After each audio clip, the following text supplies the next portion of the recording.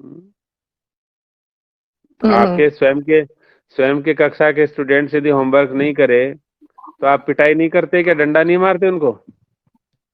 करते हैं, डांट लगानी पड़ती है।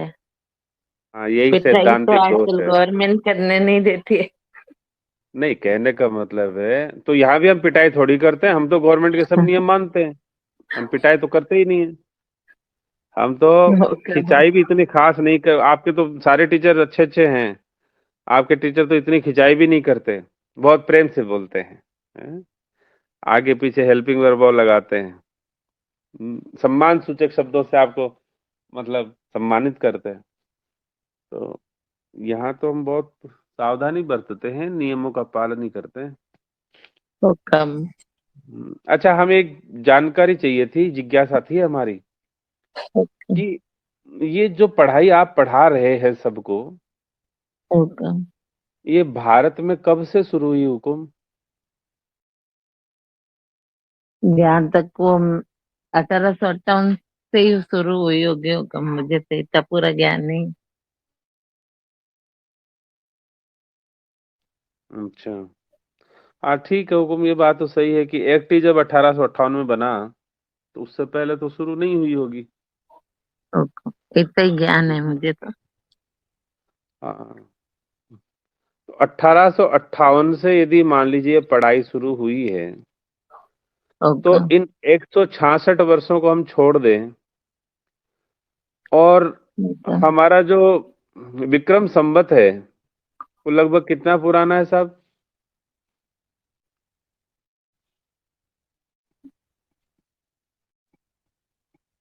ज्ञान नहीं है हुकम।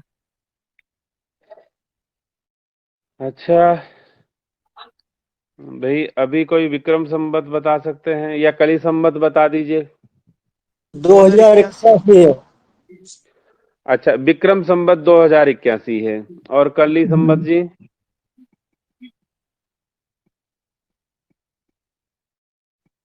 सही तो ध्यान नहीं रहा था, लेकिन 5,000 से ऊपर है, 5,000 कोई 500 ऐसे कुछ है, शायद 600 500। हम्म।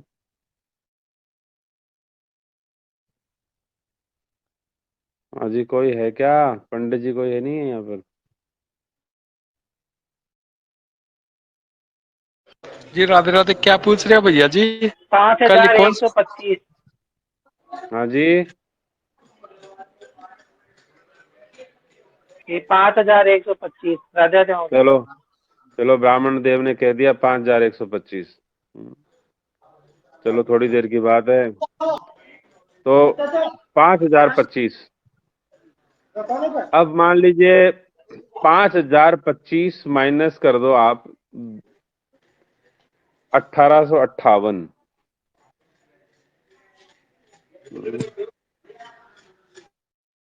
5025 माइनस 1858। चलो, कम से कम ये तो मानोगे कि पंचांग को देख करके, कली संवत वाले पंचांग को देख करके ये तो मानोगे कि किसी विद्वान का लिखा हुआ है जी। हाँ हुकुम। तो कब मानेंगे? तो हुकुम मैं ये पूछना चाहता हूं कि 3167 वर्ष तक जिस भारत में पढ़ाई चलती रही, वो क्या तरीका था और क्या पैटर्न था, जरा बता पाएंगे? गुरुकुल पद्धति थी हुकम, जो अच्छा, उस गुरु। रामचरित मानस वगैरह में पढ़ने में आता है, गुरुग्रह पढ़न गए रघुराई। अच्छा,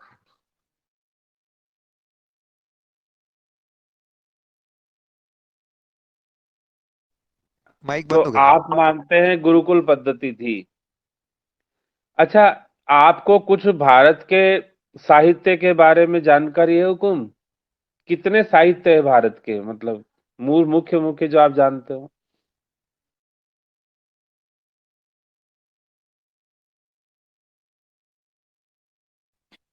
साहित्य उपनिषद पुराण, ये हुकम, मान लो महाकाव्य उपनिषद। वगैरह। हाँ, महाकाव्य है, उपनिषद है, पुराण है, और वेद है, वेद, और ऋचाएं हैं। वो तो वेदों की ऋचाएं हैं। और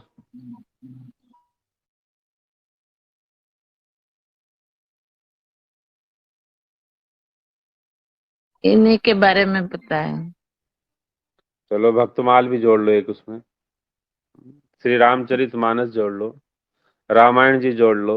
माँ, हाँ, रामायण जी, महाभारत, रामचरितमानस। हाँ, तो कहने का तात्पर्य ये है, अब ये बता दो कि इनमें से कोई भी ग्रंथ 1858 के बाद में लिखा गया है क्या? नहीं हुकुम। क्या नहीं लिखा गया है? तो हुकुम जब इतना बड़ा साहित्य, अच्छा दूसरी बात एक और है, हर सेक्टर में लिखा हुआ है। फिजिक्स पे भी लिखा है, गणित पे भी लिखा है, आयुर्वेदा पे भी लिखा है, मतलब खगोल पे भी लिखा है, हर क्षेत्र में लिखा हुआ है। और उनमें से कोई भी साहित्य भारतीय दर्शन का 1858 के बाद नहीं लिखा गया है। ये सारा साहित्य आपका पुराना है, अर्वाचीन का नहीं है, बहुत प्राचीन है। अब ऐसा साहित्य लिखने वाले महापुरुष जिनकी किसी भी टीका में, जिनके किसी भी ग्रंथ में आज तक किसी की एक भी रत्ती भर भी कमी निकालने की और संशोधन करने की हिम्मत नहीं हुई। क्या कोई हिम्मत भी नहीं हुई? जी। संशोधन की जरूरत भी नहीं पड़ी? तो एक मेरा आपसे एक प्रश्न ये बनता है कि इतने उत्तम विद्वान आचार्य यदि जिस राष्ट्र में रहे होंगे, उस राष्ट्र की प्रजा कैसी रही होगी? प्रजा भी सुसंस्कृत संपन्न रही होगी। निसंदेह। संस्कारों के नाम पे आज पूरे विश्व में आज भी भारत को ही याद किया जाता है। आज वो भी तो आज संस्कार, भी देखने को मिल रहा है हुक्म, पहले में और अब में जमीन आसमान का अंतर हो गया। हाँ फिर भी पूरे विश्व की बात करें, तुलनात्मक अध्ययन करें, तो आज भी संस्कार भारत में ही बचे हैं और कहीं नहीं है। या तो भारत में बचे हैं या भारतीय संस्कृति जहां जहां है वहां बचे हुए हैं। अब हमारा प्रतिप्रश्न ये बनता है कि इतने विद्वान, इतने सुसंस्कृत संपन्न समाज के प्राणी, वंशज, उनकी पीढ़ियां इतना दिमाग से पैदल कैसे हुई कि अब वो उस तंत्र को छोड़ करके किसी षड्यंत्र को सहर्ष अपनाने लगी? बताएं।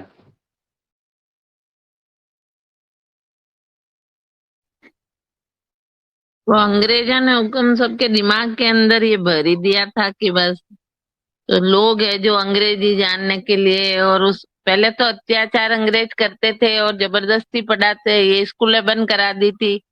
जो अपने यहाँ के गुरुकुल वगैरह चल रहे थे उनको मार मूर के, और बाद में जो पीढ़ी आई वो बस अगलों को देख के वो पढ़ रहे हैं तो अपन भी पढ़ रहे हैं।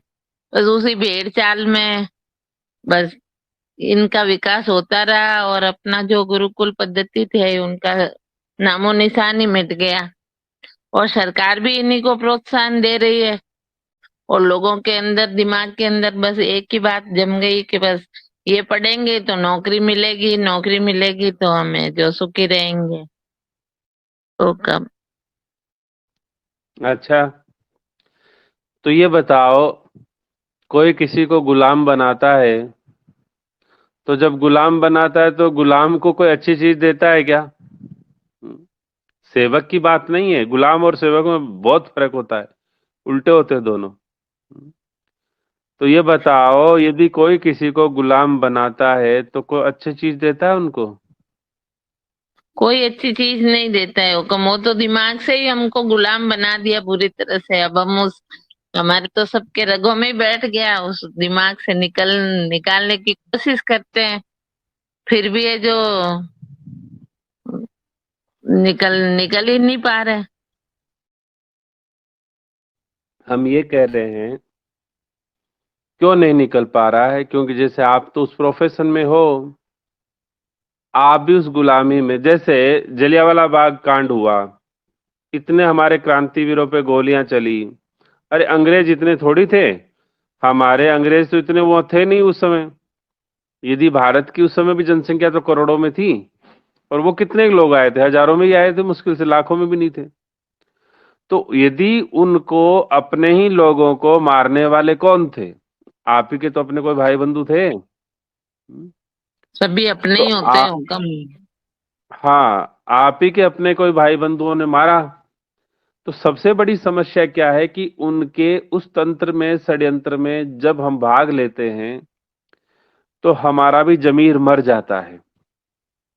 हमारा भी जमीर मर जाता है, जल चुका होता है, वो किसी काम का नहीं रहता है। और इस कारण से हम भी उस पाप के ऊपर ढक्कन लगा के रखते हैं।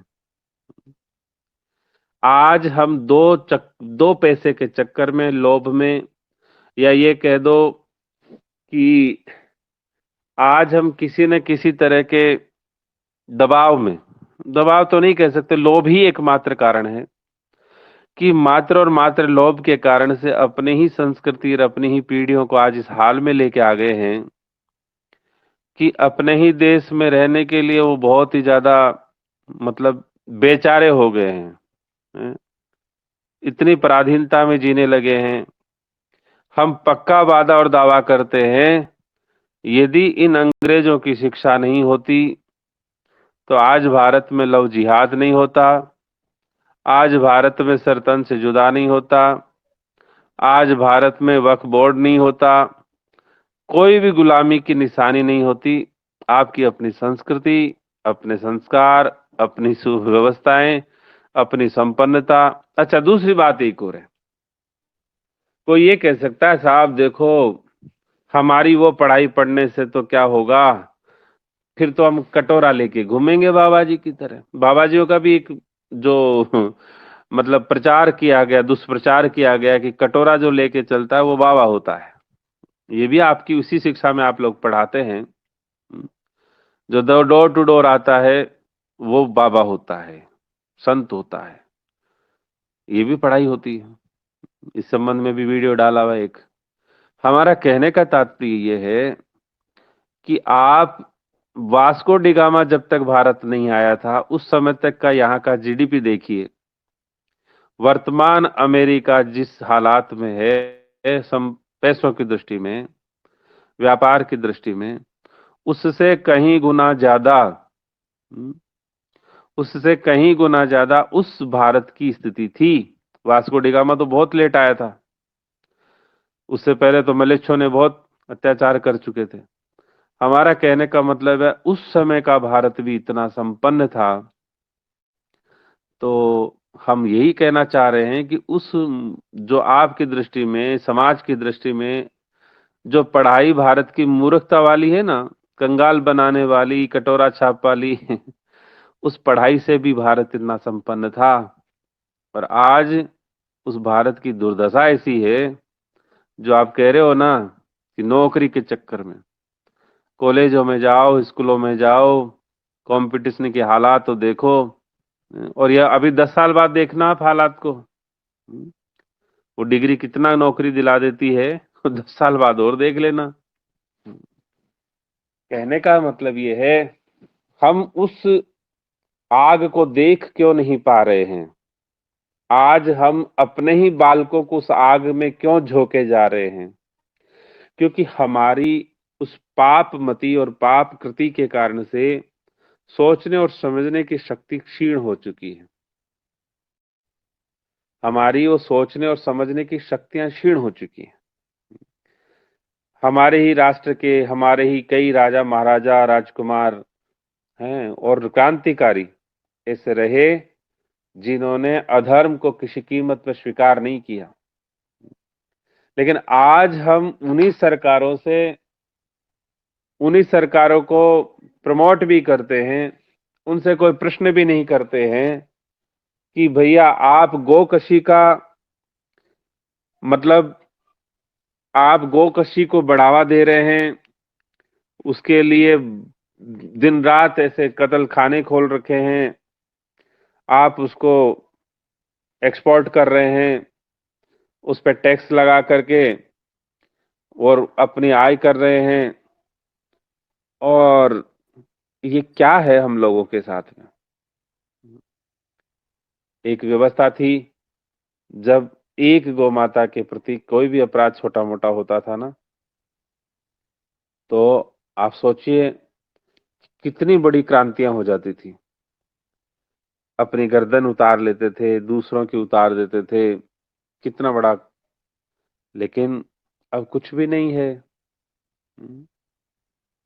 हम किस भावनाओं से, किन संवेदनाओं से आज कहाँ आ गए हैं, उसके अंदर हमारी पापमय भूमिका है। और वो पापमय भूमिका के माध्यम से घर में जो उपार्जन हो रहा है, शास्त्र तो ये कहता है पाप क्यों नहीं करना चाहिए। शास्त्र कारण बताता है कि पाप क्यों नहीं करना चाहिए। शास्त्र कहता है कि प्रारब्ध पहले रचा, पीछे रचा शरीर, तुलसी चिंता क्यों करे, भजले श्री रघुवीर। तो भजले श्री रघुवीर का मतलब ये नहीं कि जंगल चले जाओ भाई और विरक्त बन जाओ। भारत की परंपरा तो ऐसा नहीं है कि विरक्त ही होते थे। या तो ऋषि मुनि महात्मा सब होते थे, और राजा महाराजा भी बहुत बड़े भक्त होते थे।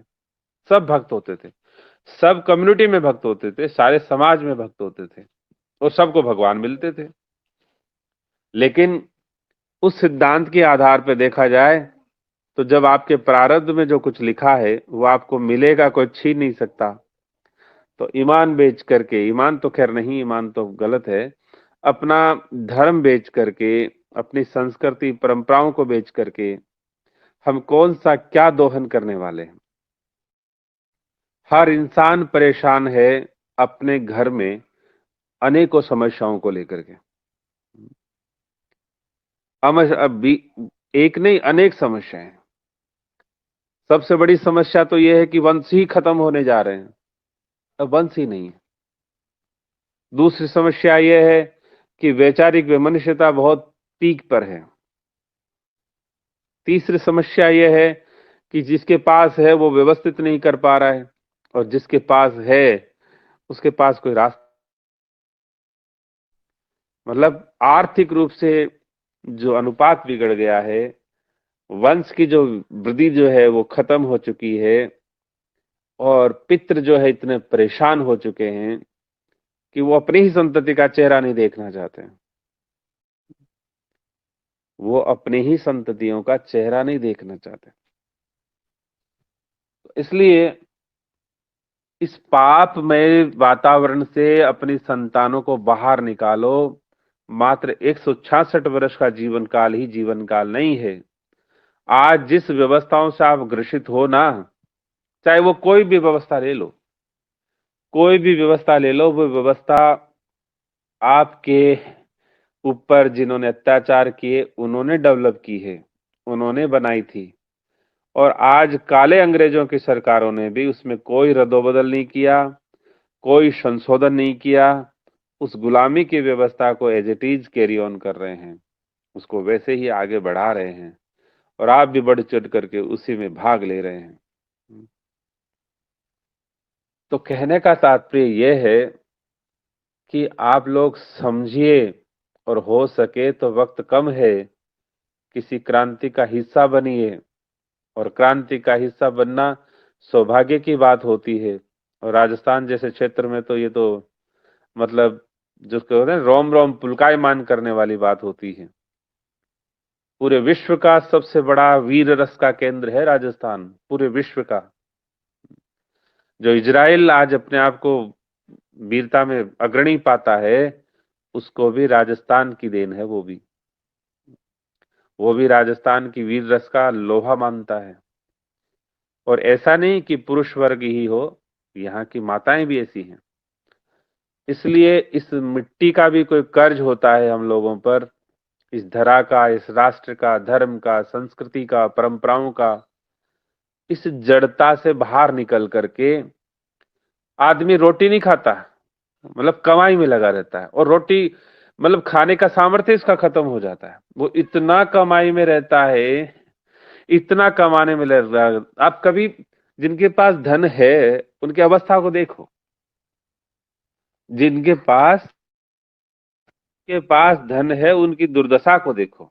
सबकी बात नहीं कर रहे, लेकिन जो धन के पीछे लगे हुए हैं उनके पास खाने के लिए डॉक्टर कहता है मीठा नहीं खाना, दूध नहीं पीना, अमुक नहीं खाना, मतलब और किसी के पास भूख ही नहीं होती है।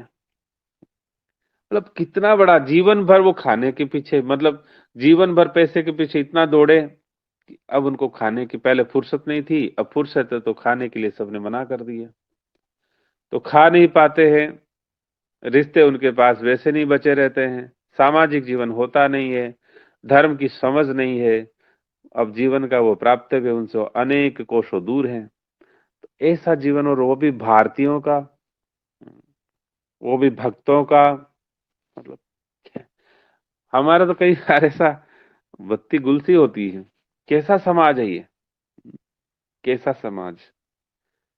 इसलिए यदि समाज को जागना है और वो आप सोचते हो कि जाग जाए, तो बिना स्वधर्म की राह पर जग नहीं सकता।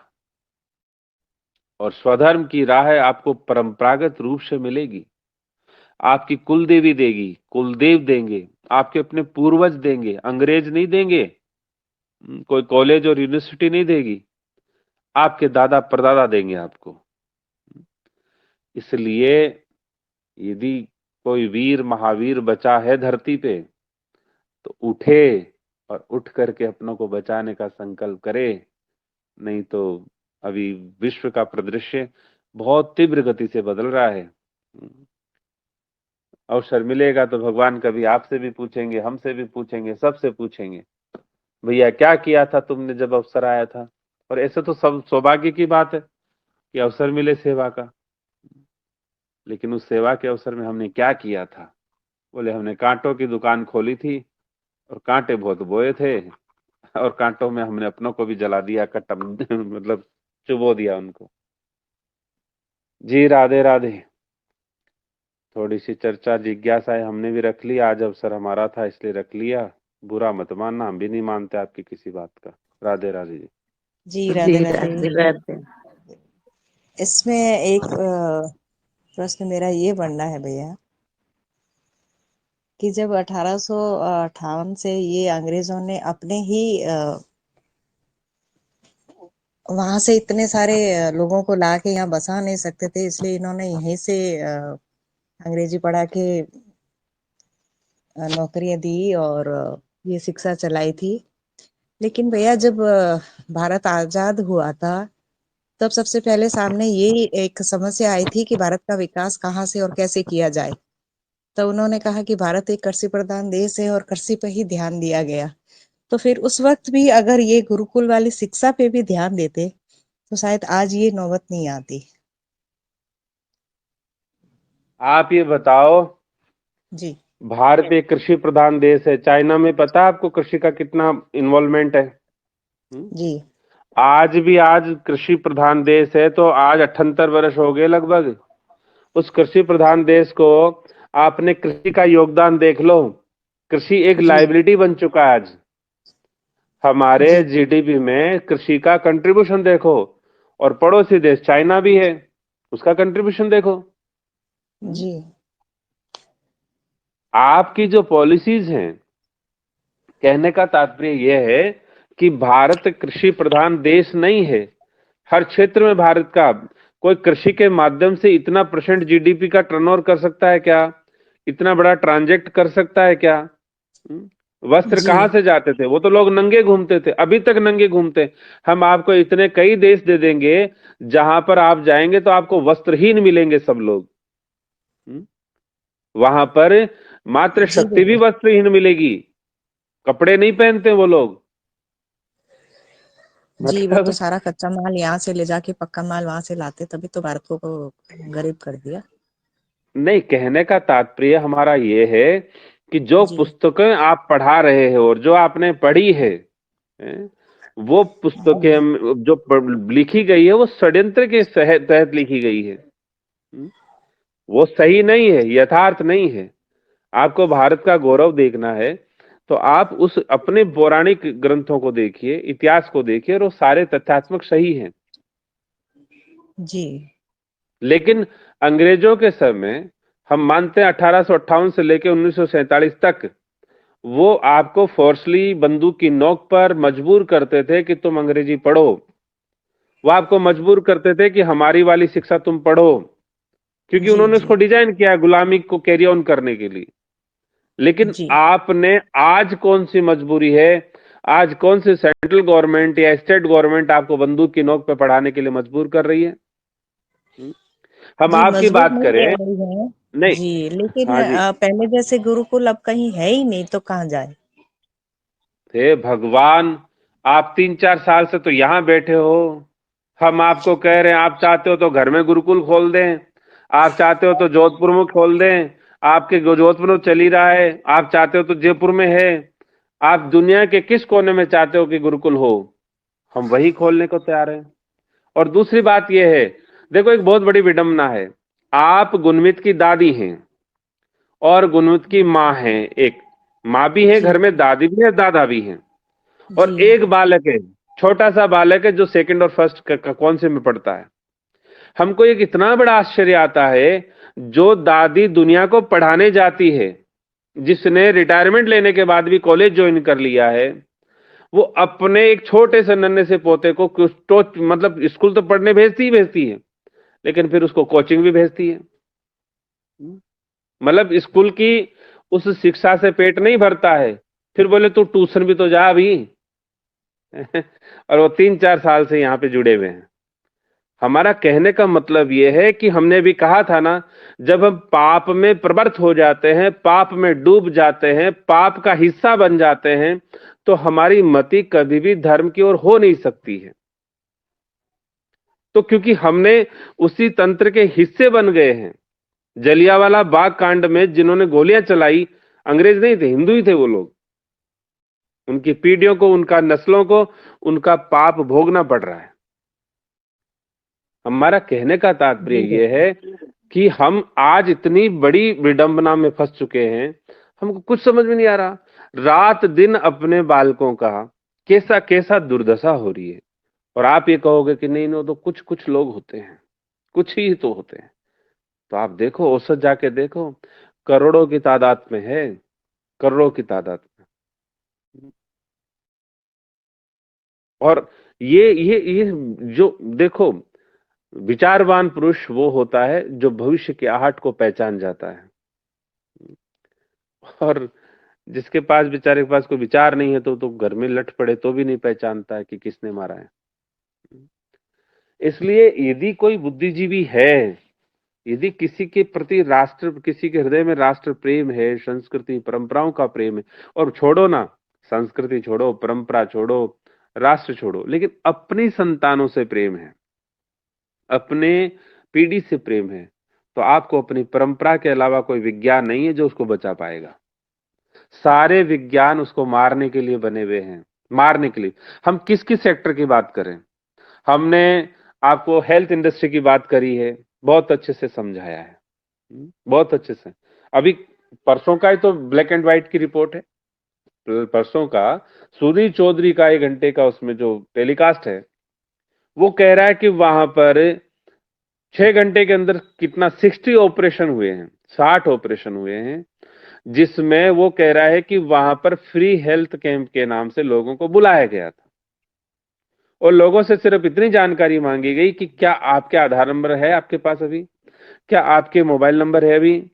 उन्होंने वो ट्रेस करके पता कर लिया कि इनके पास आयुष्मान भारत का कार्ड है, और उन 60 बंदों की सर्जरी कर दी विदिन 6 घंटे, 6 घंटे में। घर जी वाले भगवान। कह रहे हैं ये कभी इनको हार्ट की दिक्कत नहीं हुई, हमारे को कभी समस्या नहीं थी। ये तो हम परसों की बता रहे हैं, लेकिन हर गली, हर गांव में, हर मोहल्ले में चल रहा है मामला। हाँ? मतलब, अरे कहने का तात्पर्य है, आप अपने लिए जागरूक नहीं हो पाओगे तो क्या कर पाओगे। तो हेल्थ इंडस्ट्री की और हेल्थ की हमने बात बताई है, शिक्षा की जिस जगत में आप होके आए हो, उसकी बता रहे हैं। एजुकेशनल इंडस्ट्री की क्या स्थिति हो चुकी है, कैसे बालक मतलब जो डिग्री होल्डर है वो किस किस एंजाइटी से गुजर रहे हैं, किस स्ट्रेस को फेस कर रहे हैं। आप कभी देखिए तो सही उनको। कॉलेज के बालिकाओं से मिलिए, बालकों से मिलिए, जॉब कंपटीशन का दौर, यहाँ कितने लोग आते हैं ना, 44 की बोले कंपटीशन दे रही हूँ, शादी कब, बोले शादी तो नौकरी के बाद करूंगी। मतलब कैसे कैसे लोग आते हैं, आपके सामने आते हैं ना।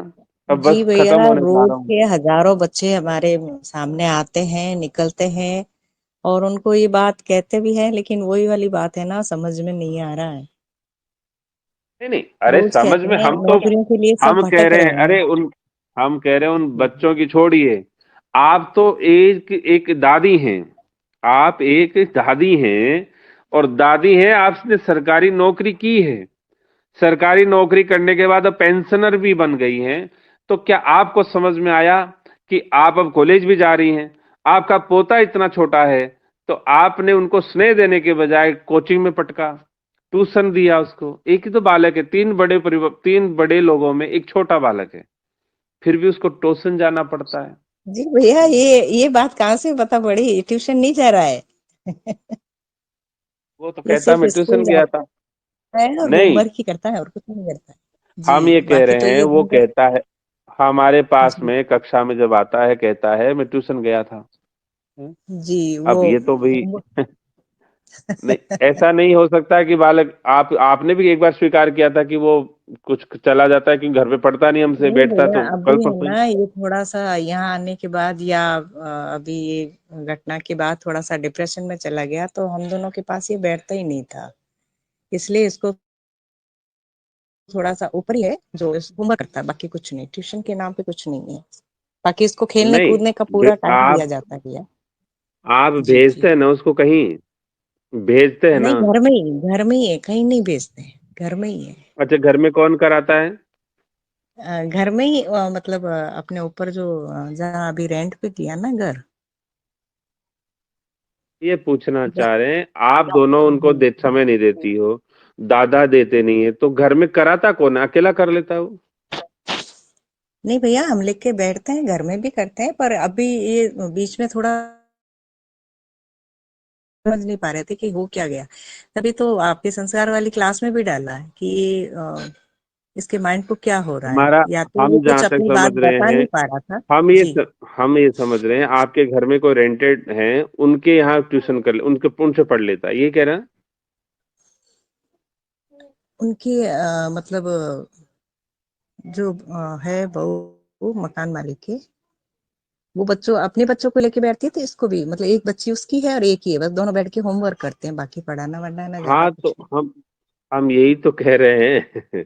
हम जी आपसे यही कहना चाह रहे हैं। जी हम आपसे क्या कहना चाह रहे हैं, वो बालक झूठ तो बोलते नहीं है, उन्होंने नहीं, कहा मैं झूठ नहीं ट्यूशन में था, बोलते। वो कह रहा है इसको कि मैं ट्यूशन में था। वो होमवर्क करता है, इसको वो ट्यूशन नहीं लगता है। अरे तो दूसरा कोई जाएगा, कहीं पे जा रहा है, होमवर्क करेगा, तो वो तो पराधीनता में है ना, वो जब तक छोड़ेगी नहीं तब तक बैठा रहेगा। भाई होमवर्क, आज जी देखो भैया, सेकंड नहीं क्लास ऐसा का नहीं है। बालक है। घर। जी जी खैर, हमारा उससे कोई सरोकार नहीं है, आप कहीं भी भेजें, कुछ भी करें, हम तो उस तंत्र के भी मतलब पक्षधर नहीं है। लेकिन हम बात बता रहे हैं, एक एग्जाम्पल तो आपका हो गया क्योंकि आप चर्चा कर रहे हैं इसलिए। बाकी तो जी हम जी देख रहे हैं ना लोगों को, घर से बालक आता है, उसके बाद ट्यूशन ही जाता है। यहाँ इतने फैमिली हैं जो सारी ट्यूशन भेज रही थी पहले। जी कहने का मतलब है, जिसका 7 घंटे 6 घंटे में कुछ नहीं हुआ, वो 1 घंटे में और क्या कर लेंगे उसका। हैं? जी भैया। और कितने बालक यहाँ जुड़ते थे। हम ये कहना चाह रहे हैं कि इस तंत्र में आपने कुछ निकाला हो सार, तो भाई हमको बता ही दीजिए। और आप ये कहते हो कि नहीं, ये तंत्र बहुत बढ़िया है जी, ये आकाश में उड़ना सिखाता है, घर में नोटों की वर्षा कर देता है, ये कर देता है, वो कर देता है। तो भाई हमारे पूर्वज तो फिर जी ऐसे ही भैया, कुछ थे। नहीं है, ले दे के आज की जो शिक्षा है उसी के बेस पे जो नौकरियां मिल रही है, लोग उसी के पीछे भाग रहे हैं, बस इतना ही चाहिए और कुछ नहीं है। और अगर पूजा तो कई बार कहती है कि मम्मा, अगर राधे राधे का गुरुकुल यहाँ खुल जाता है तो अपन इसको इसमें डाल देते हैं, तो हम तो ये सोच ही रहे हैं, नहीं, लेकिन वो नहीं करते। डाल क्या जी देते हैं, हम तो कह रहे हैं ना, वहां खोल लो आप, आपको खुलवा देते हैं कल ही। जी जी भैया। भाई हमने कहाँ मना किया, हम खुलवा देते हैं ना। आप तो 2 फैकल्टी हैं वहां पर, एक ही फैकल्टी काफी है। और आप अपने घर में रखिए ना। यदि आप यहाँ के गुरुकुल की बात करें तो आपने अपने बालक को घर में रख करके शिक्षा दीक्षा देना शुरू कर दिया, वो गुरुकुल है। शास्त्र जी जी कहता है माता प्रथम गुरु होती है, माता प्रथम गुरु होती है। और आपकी बहू भी बहुत पढ़ी लिखी हैं, आप स्वयं इतने पढ़े लिखे हैं, आप जितना ज्ञान देंगे वो स्कूल वाले नहीं दे पाएंगे, ये मैं सच बता रहा हूं। लेकिन जी अब भैया। हमारे पास समय ही नहीं है देने को उसको। हम्म। मतलब सबसे बड़ी बात ये है। इसलिए खैर प्रसंग ही आया, हम ये कह रहे हैं बहुत सारी चीजें हैं, ये सब कुछ गुलामी की निशानियां हैं, सब कुछ गुलामी भैया की मैं निशानी। तो इसके पास ज्यादा टाइम और स्पेंड करती हूँ। जी गुलामी की निशानियों के यदि आप हिस्सेदार बनोगे, इसमें सहभागी बनोगे, तो आपके दिमाग में, दिल में कभी भी, आप ये सोचो ना, आज अधर्मियों को क्यों समझ में आ रहा है सारी चीजें, वो क्यों इतनी प्लानिंग से चल रहे हैं, वो आपसे कम पढ़े लिखे होते हैं।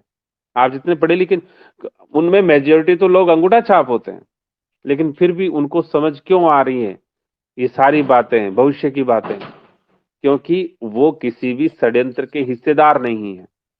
वो भैया आपकी तरह। आज मेरे ख्याल से सब यही सोच रहे हैं कि बच्चों को नहीं पढ़ाएंगे तो समाज या घर वाले या आस पड़ोस वाले वो क्या बोलेंगे कि बच्चे को स्कूल नहीं भेज रहे, पढ़ा नहीं रहे। मतलब ये एक टेंडेंसी बन गई है, इसलिए फिर बस उसी। अच्छा समाज क्या, अच्छा ये बताइए, जी नहीं पढ़, हम देखिए सबसे बड़ी बात यह है कि हम पढ़ाई के पक्षधर हैं, विरोधी नहीं हैं। आप सोचो, यदि हम पढ़ाई के विरोधी होते तो गुरुकुल क्यों खोलते। इसलिए ये तो आप सोचो ही मत। अब आप ये और सोचो कि भैया। मैं घर में लेके बैठी रहूं, टीवी में बैठी रहूं, ऐसा तो नहीं है। आप जी उसको वो विद्या दीजिए जो आपके पूर्वजों ने पाई थी। आप उसको वो संस्कृति और संस्कार दीजिए जो आपके पूर्वजों ने लिए थे। लेकिन आप उसको घर में लेके टीवी बैठ जाएं तो वो तो ठीक नहीं है। जी। जी भैया टीवी तो चलता ही नहीं है घर में, बहुत कम, मतलब रेर, तो कभी चलो ठीक कभार है। न्यूज चलती है, बाकी नहीं चलता है।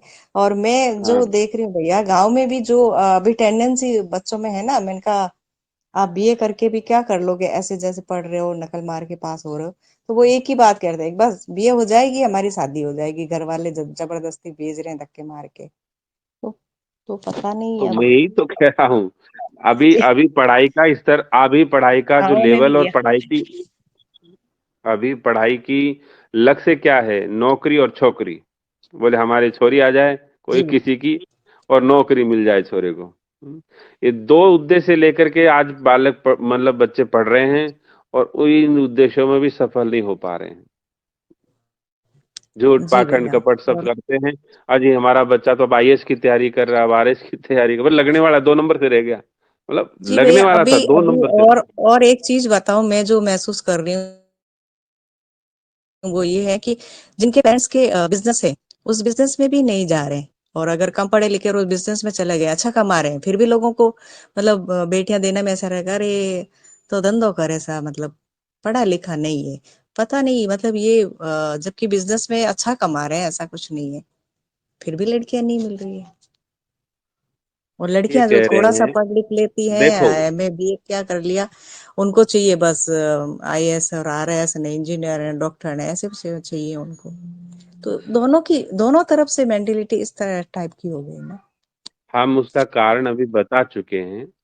जब आप पाप में प्रवृत्त होते हैं तो आप पितृदोष के शिकार हो जाते हैं, छोटी सी भाषा में बता रहा हूँ। और जी जब जी आप पितृदोष के शिकार हो जाते हैं तो आपकी वंश वृद्धि खत्म हो जाती है, आपके बालकों के ब्याह नहीं होते हैं, और ब्याह हो जाते हैं तो तलाक हो जाते हैं, और तलाक भी नहीं हुए तो संतान नहीं होती है, और संतान हो भी गई तो अपाइज होती है, या अपाइज नहीं हुई तो मंदबुद्धि होती है, और मंदबुद्धि नहीं हुई तो वो खुद का गला घोटने वाली होती है। ये सारे दोष जो है वो हमारे निजी जीवन को पाप में प्रवृत्त करने के कारण होता है। अब आप, हम, कोई भी यदि पाप में प्रवृत्त नहीं होगा तो इन समस्याओं से सामान्य रूप से निकल जाएगा। आज भी आप देहाती लोगों को देखो जो अपनी परंपरागत व्यवस्थाओं में लगे हुए हैं, उनका समय से ब्याह हो जाता है, और एक बार मान लो ब्याह होने के बाद कोई मान लो मर खर भी गया तो दूसरा भी हो जाता है। जी और जी। बालक भी खूब हो रहे हैं उनके। तो क्या बात है कि उनकी नौकरी भी नहीं है, कमाई भी इतनी नहीं है, रोजगार धंधा भी विशेष नहीं है, उनका तो ब्याह टाइम से हो रहा है, उनके बालक भी वो हो जाते हैं। वो अभी हैं? भी है ना, पेरेंट्स को देख के देते हैं, बच्चों को नहीं देखते हैं। तो वहां तो अभी भी ये प्रथा है, तो सही चल रहा है। और सिटी में नहीं, ये पेरेंट्स पेरेंट्स को नहीं देखते, उनके बच्चों को देखते। पेरेंट्स उनके पेरेंट्स भी वही काम कर रहे हैं, उनकी भी मेहनत मजदूरी चल रही है, कोई बंगले नहीं जड़ रहे पेरेंट्स के, वही झोंपड़ियों में रहते हैं, छोटी छोटी कुटियाओं में रहते हैं, फिर भी मस्ती से शांति से जीते हैं और बढ़िया ब्याह हो जाते हैं। हम्म, इसका हाँ, रहस्य वही समझो। वही मैं कह रही इसका हूँ कि रहस्य, पेरेंट्स की पेट पे या पेरेंट्स की फेस वैल्यू पे भी बच्चों की शादियां हो जाती हैं, और ज्यादा आप कुछ गलत देखते नहीं समझ है। रहे हो मिसेज गहलोत, आप गलत समझ रहे हो, हम कुछ और समझाना चाह रहे हैं। वो अपनी परंपराओं से जुड़े हुए हैं, अपने स्वधर्म में निष्ठ हैं, इसलिए पितृदोष से मुक्त हैं, और पितृदोष से मुक्त होने के कारण से ब्याह भी टाइम से हो जाता है, बालक भी हो जाते हैं। ना वो माता पिता के फेस को देख के देते हैं, ना कुछ और, वो देखते हैं हाँ भाई हमारे संस्कृति है, परंपरा है, समाज रो है, ठीक है, चलो कोई बात नहीं, इस जी बात है। जी जी। तो आप लोग भाई, पैसे वालों की भी खराब नहीं होती, घनी बढ़िया फेस वैल्यू होती है, फैक्ट्रियां भी होती हैं, सेठ साहूकार भी होते हैं, बढ़िया नौकरी भी होती है, कई डॉक्टरों के छोरे, कई मतलब प्रिंसिपल के छोरे, बहुत सारे कुंवारे घूमते हैं। आप कहो तो हम लाइन लगा के लिस्ट भेज दें, मतलब अच्छी अच्छी पोस्ट वालों के भी घूमते हैं ऐसे ही। तो इसका मतलब उनकी फेस वैल्यू खराब थोड़ी है, उनके जीवन में अपना स्वधर्म नहीं है, तो स्वधर्म नहीं होने के कारण से वो पाप में प्रवृत्त हैं, परधर्म में है, और परधर्म में जी होने के कारण से उसके पितृदोष की व्याप्ति है, पितृ और प्रेत पीछे पड़े हुए हैं, इसलिए वो वंश खत्म कर देंगे, ये कारण है। जी भैया। ठीक है, चलो आज हमें अवसर मिला जिज्ञासा रखने का, आप लोगों से संवाद करने का। जी राधे राधे। राधे राधे।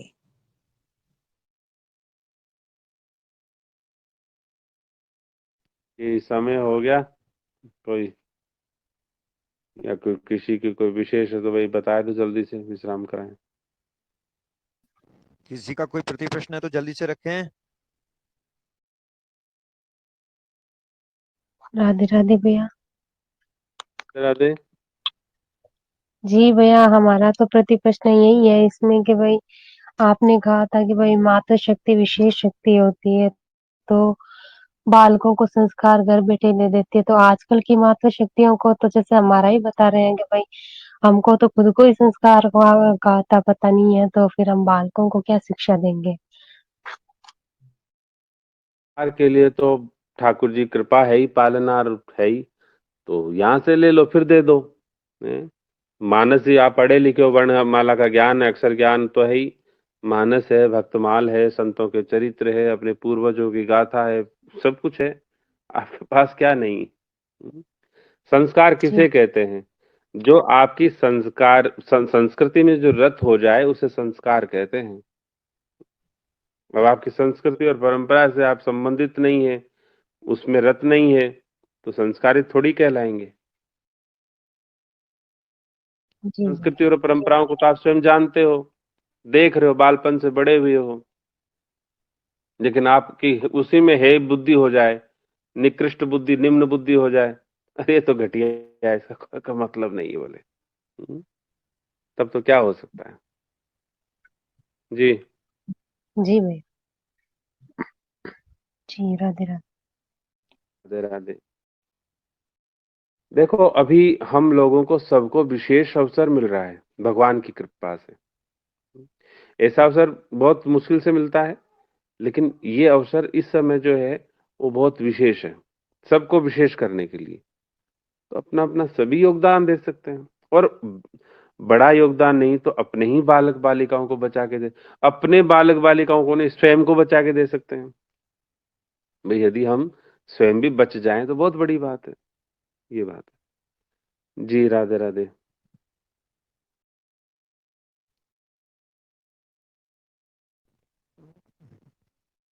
जी राधे राधे। और